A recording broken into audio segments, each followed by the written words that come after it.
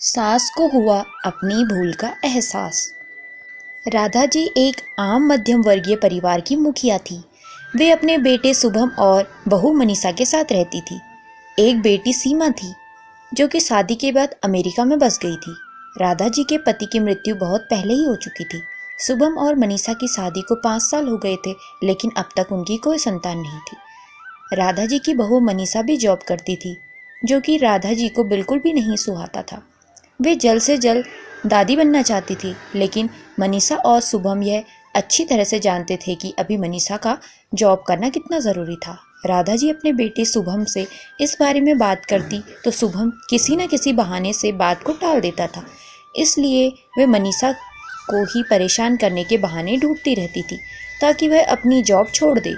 और अभी कोरोना काल में तो मानो उनके मन की मुराद ही पूरी हो गई थी। हालांकि वे दिल की पूरी नहीं थी, लेकिन पोते की चाह में वे ना चाहते हुए भी ऐसा कर जाती थी। अपनी हम उम्र सहेलियों को दादी बनते देखकर उनका मन दुखी हो जाता था।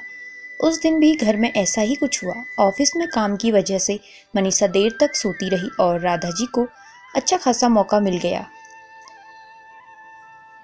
ये क्या बहू, अभी तक सो रही हो? पता है सुबह के 10 बज गए हैं। शुभम भी बेचारा कब से उठकर ऑफिस के काम पर लग गया है और तुम तो अभी तक सोई पड़ी हो। चलो अब उठकर सबके लिए चाय नाश्ता बना लो। मुझसे कुछ हो ही नहीं पाता है, वरना मैं तो तुम्हारे भरोसे कभी ना रहती, खुद ही सब कर लेती। सॉरी माँ जी, वह देर रात तक काम चलता रहा, इसलिए सुबह सुबह ही सो पाई थी, इसलिए समय का पता ही नहीं चला। आप चलिए, मैं अभी जल्दी से आती हूँ। हाँ हाँ ठीक है, मेरा कुछ नहीं, पर शुभम को देख लो, उसे कुछ चाहिए तो नहीं? कब से उठा है बेचारा। हे भगवान, मुझे जल्दी से ठीक कर दे ताकि मैं ही अपने बेटे का ध्यान रख सकूं। राधा जी ने नाटकीय अंदाज में कहा। राधा जी ने बहू मनीषा को उठाते हुए कहा। मनीषा ने घड़ी देखी तो वाकई 10 बज गए थे। आज उसकी आंखें कैसे नहीं खुली। वह जल्दी जल्दी अपने काम निपटाकर हॉल में आई तो शुभम अपने लैपटॉप के साथ ऑफिस के काम कर रहा था।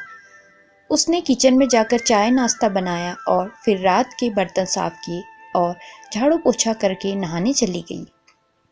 दरअसल कोरोना वायरस की बढ़ती बीमारी की वजह से शहर में पूरी तरह लॉकडाउन किया गया था, इसलिए काम वाली बाई भी नहीं आ रही थी।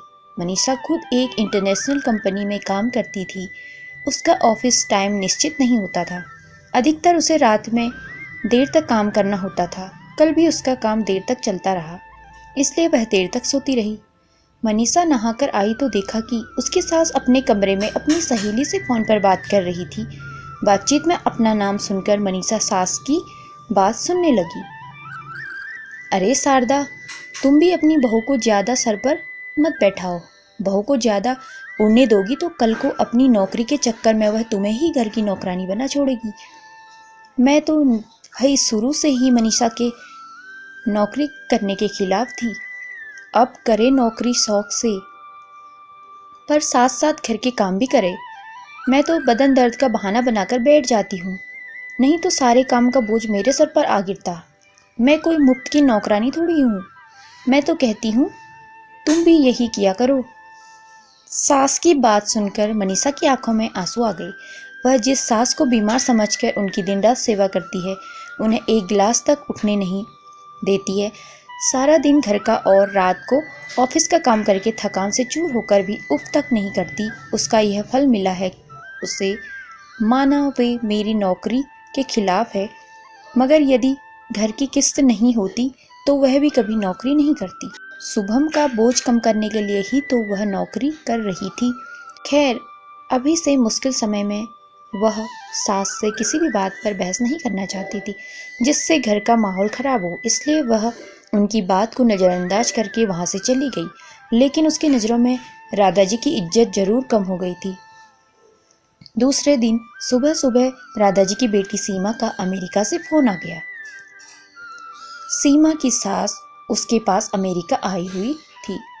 आदत के अनुसार राधा जी ने जैसे ही सीमा की सास की बुराई करनी चाही, वैसे ही सीमा ने उन्हें डपट दिया। माँ, आप बिल्कुल भी माँ जी के बारे में अनाप शनाप नहीं बोलेंगी। पता है आपके चक्कर में आकर मैंने उनके साथ कितना बुरा व्यवहार किया था, लेकिन आज मुझे उनकी कीमत पता चल गई है। तुम तो उनके यहाँ पर आने के कितने खिलाफ थी, मगर आज वे यहाँ नहीं होती ना माँ, तो ना जाने हमारा क्या हाल होता। तुम्हें तो पता ही है कि मेरा नौकरी करना कितना ज़रूरी है। कोरोना ने यहाँ भी ऐसा कहर ढाया है कि घर से ही सब करना पड़ रहा है। किट्टू का बेबी केयर सेंटर भी बंद है। मैं और राजेश फुल टाइम बिजी रहते हैं। ऐसे में माँ जी ने अकेले ही किट्टू के साथ साथ पूरे घर का सारा काम संभाला हुआ है। मुझे कुछ भी नहीं करने देती है। अगर वे नहीं होती तो माँ हमारा क्या होता, यह सोचकर ही रोंगटे खड़े हो जाते हैं। सच में माँ, वे कोई साधारण महिला नहीं है, बल्कि मेरे लिए तो देवी के समान है। मेरे इतना अपमान करने के बावजूद। और सीमा रोने लगी। उसने फोन कट कर दिया। सीमा की बात सुनकर राधाजी की भी आंखें भर आई। उन्हें अपनी भूल का एहसास हो गया था। मनीषा तो वाकई उनका कितना ख्याल रखती है। उनकी कड़वी से कड़वी बात का भी बुरा नहीं मानती है, उल्टे जवाब भी नहीं देती है। वाकई अभी का समय तो एक दूसरे को हौसला देने का है, सारे गिले शिकवे भुलाकर एक दूसरे की मदद करने का। तो फिर वह स्वार्थ में कैसे अंधी हो गई थी, इतना कैसे गिर गई थी कि ऐसे मुश्किल समय में अपने ही परिवार की सहायता नहीं कर सकती। उन्होंने उसी समय मनीषा को बुलाकर उसके सिर पर प्यार से हाथ फेरते हुए कहा, मनीषा, आज से घर के कामों की आधी जिम्मेदारी मेरी रहेगी। मैंने आज तक तुम्हें जो भी कहा और किया उसके लिए सॉरी। चलो अब तुम जाकर आराम करो, खाना मैं बना लूंगी।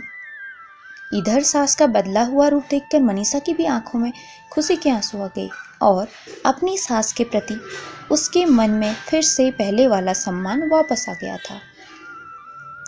शायद हमारे जीवन में मुश्किल समय आता ही इसलिए है कि हमें एक दूसरे की अहमियत का पता चले। अपनी गलतियों का एहसास होने और आगे बढ़कर माफ़ी मांगने से वाकई इंसान छोटा नहीं बल्कि बहुत बड़ा हो जाता है, राधा जी की तरह। दोस्तों, आज की ये कहानी आपको कैसी लगी? अगर आपको ये कहानी पसंद आई हो तो कमेंट के माध्यम से हमें ज़रूर बताइए और अपने दोस्तों के साथ भी शेयर कीजिए।